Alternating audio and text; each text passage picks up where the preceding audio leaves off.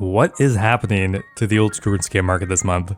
Well, quite a lot. We're on the precipice of the single biggest update old school RuneScape has ever received, and first new skill, Sailing, and that has had a pretty big ripple effect in the RuneScape markets.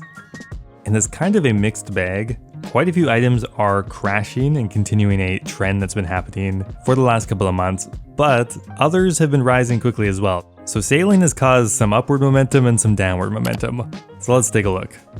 Now, from what I can tell, Sailing is only directly affecting a handful of items, and that's because although it is a massive update and a completely new skill, a lot of the items that are being introduced are brand new, so they're not even in the market yet. But there are still some existing items that have been affected quite heavily, and we're mostly talking about planks and bars. If we look at the 4 original types of planks in old school, they have gone up massively over the last week or two. And when you consider the type of item it is, it's actually kind of crazy. Like the regular plank went from 250 up to 420. That's like a 40% increase on such a high volume item like the plank. That is a massive change. Plus construction just got way more expensive. If we check at the daily price today, they're up to 550, which is like actually doubled. Looking at the oak plank, pretty similar, going from like 350 or something. Now they're up to 500. Somehow the regular plank is worth more than the oak plank. Not sure why that's the case. The teak plank also has seen a massive increase, nearly doubling as well, going from 850 up to 1400. And the mahogany plank has gone up 400 or 500 GP as well. Now the reason they've gone up so much is because they will be used in Sailing, specifically in the shipbuilding component. So since Sailing was announced on the 24th, we can see the volume spike as well as the price. Another item that's gone up in tandem, which I think is interesting, is the sawmill voucher. Now, these will essentially get you an extra plank when you make one in a sawmill, so it's kind of tied to the price of mahogany planks currently. Now, they're up to 5k each though, and which is worth way more than a mahogany plank, but with Sailing, we're getting new logs and planks introduced, which are undoubtedly going to be more expensive on release. These new hardwood logs could be 10,000, 15,000, whatever GP each, we don't really know.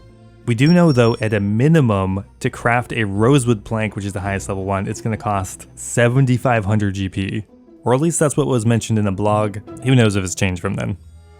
Now metallic bars have also gone up a lot. For similar reasons, they're going to be used in shipbuilding and possibly cannonball crafting. We have iron bars that peaked at 480 this week, over doubling. Steel bars are up about 20% or something. Mithril bars have gone from 800 to 1100, so 300 GP increase. On an item like a mithril bar is huge. I mean, it's such a high volume item. This doesn't fluctuate really that often. And the adamant bar is well trending upwards this week. And of course, we cannot forget the pirate hook. Yeah, it's just a cosmetic item, who knows? People might want a pirate hook though to cosplay. However, on the flip side, for the most part, Sailing has been putting some downward pressure on the market, and that's because it is essentially a skilling update. It's a new skill, obviously it is. There are some new PVM encounters, but they are pretty mid-level for the most part. So this update is really not stimulating the PVM market at all. So we're seeing some pretty big price crashes in existing items, like the Osmondton's Fang, although it did have a pretty big bounce back with the drop rate nerf. It's now falling once again down to 16 mil and probably going to continue to crash further. The Tumikin's Shadow falling to all-time lows, I think, yeah. This item is just continuing to crash. Clearly, the changes to TOA have made it just a lot easier and more accessible. And with no big PVM updates on the horizon, and the Shadow is down to 750 mil. It's possible the introduction of the Eye of Ayak also has been pushing it downwards a bit, although the Eye is not stronger. It is a pretty solid alternative for a tenth of the price. My beloved Soul Reaper axe has absolutely tanked. I'm a little salty about this for 400 mil, but whatever. The Soul Reaper axe is really held up by its rarity. If this was like a drop from Araxor, it would be, you know, a 40 mil item or something. Even with the changes, it is still a clunky item to use, so it does kind of restrict it from certain content it would normally be good at, and it's just kind of a stopgap item that not everyone goes for. The Rancor is down about 20 or 30 mil over the last couple of months. Echo Crystals hit under a mil in September, which, yeah, I mean, again, there's just not much use for the Echo Crystal. It's not that good of an item. Really was just held in place by its rarity, and Colosseum loot has just been obliterated this year. The Tenal Sticks of Ralos, ooh, under 30 mil right now. Pretty much ever since its release, it held a pretty high price in hopes that they were going to be adding in a very meta use for it.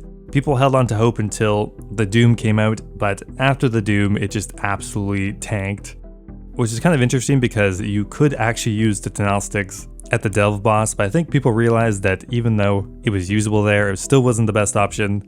And I think it got people thinking, where will this ever be the best option? Unless they change it, it's unlikely to see wide adoption at a lot of PVM encounters. It's just too niche, and although it's rare, it has fallen by 60 or 70% over the last few months. Now, one bad habit I always fall into is constantly checking my bank value when big market crashes happen, especially when you're invested in $500 million of Missouri legs. Reaching for a bad habit is incredibly common, maybe it's out of stress, boredom, or just wanting to fit in. Well, that's where today's video sponsor, Fume, comes in. It's not about quitting, it's about replacing, and Fume offers a simple and enjoyable way to break away from a bad habit, while still having something satisfying to reach for. Fume is an award-winning flavored air device that tastes great without any of the harmful chemicals. Instead of inhaling vapor, you simply breathe in natural, non-toxic flavors.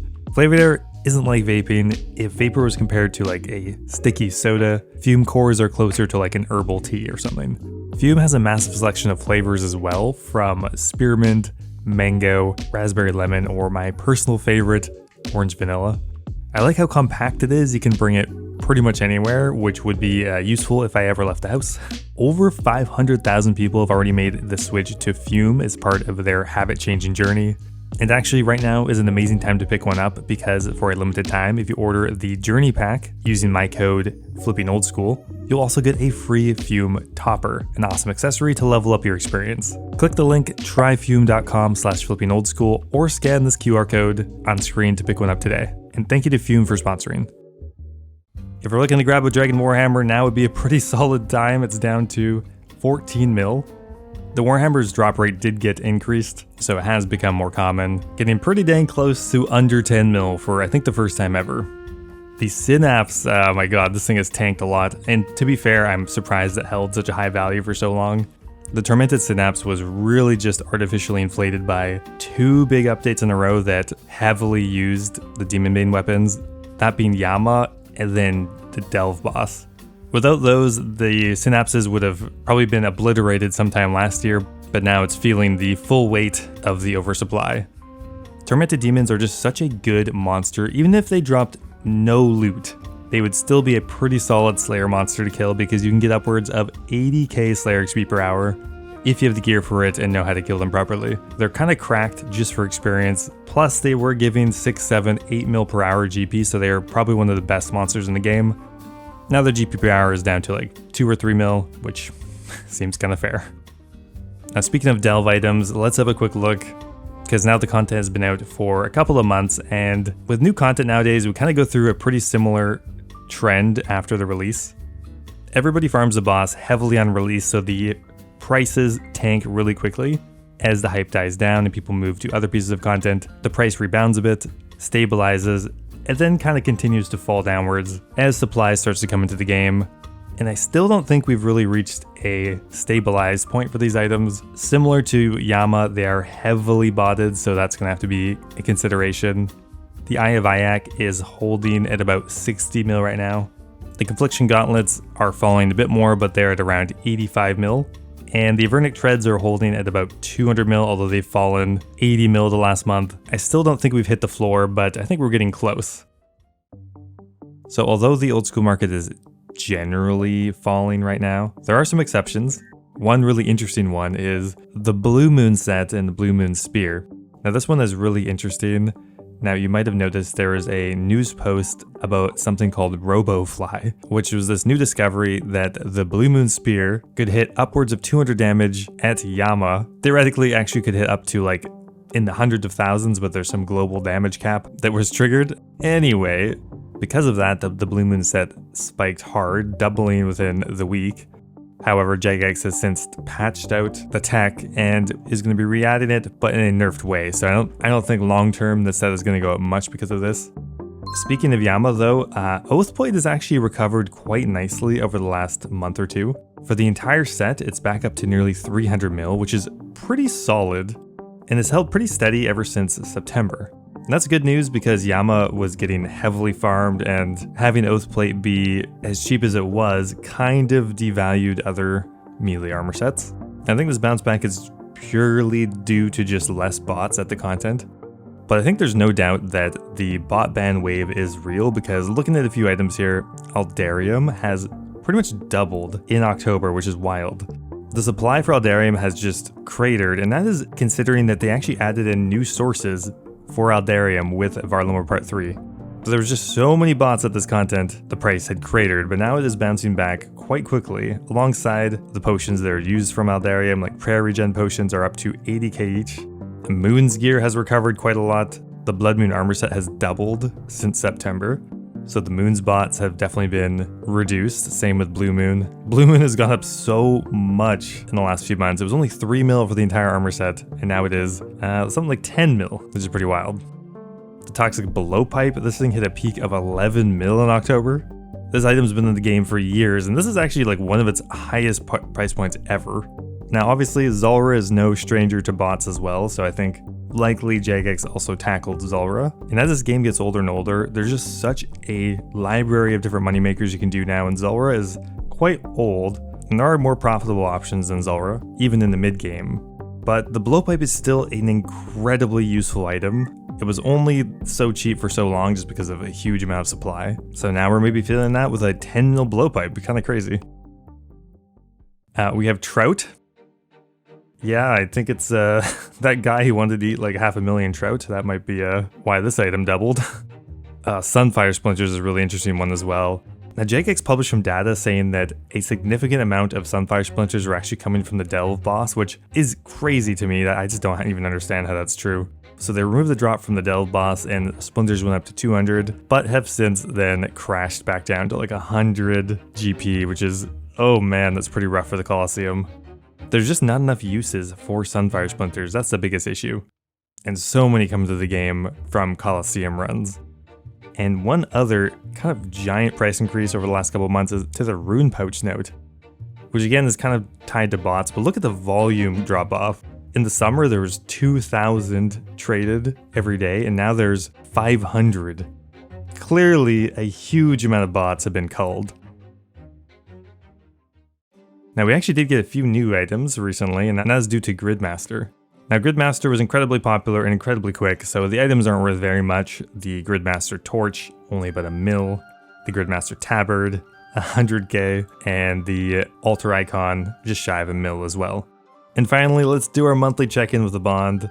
Now if we took a long-term look here, it actually looks like bonds have kind of plateaued for the first time in a while. They're roughly the same price they were over a year ago, where between 2021 and 2024, we had pretty consistent, rapid growth in the bond market. This could mean that the quantity of old school GP getting generated has diminished a bit, and that could be true because they have been a bit more mindful of that in the past couple of years. But we also have to consider that there are price increases for the bonds. I don't know when those were. Huge player count increases. There's tons of factors, but I did think it was worth noting. Bond prices have plateaued for the first time in like half a decade. Anyway guys, that's going to be it for me. I hope you enjoyed the video. Once again, don't forget to check out Fume with the link in the description or the QR code. Thanks for watching as always, and I will see you next time.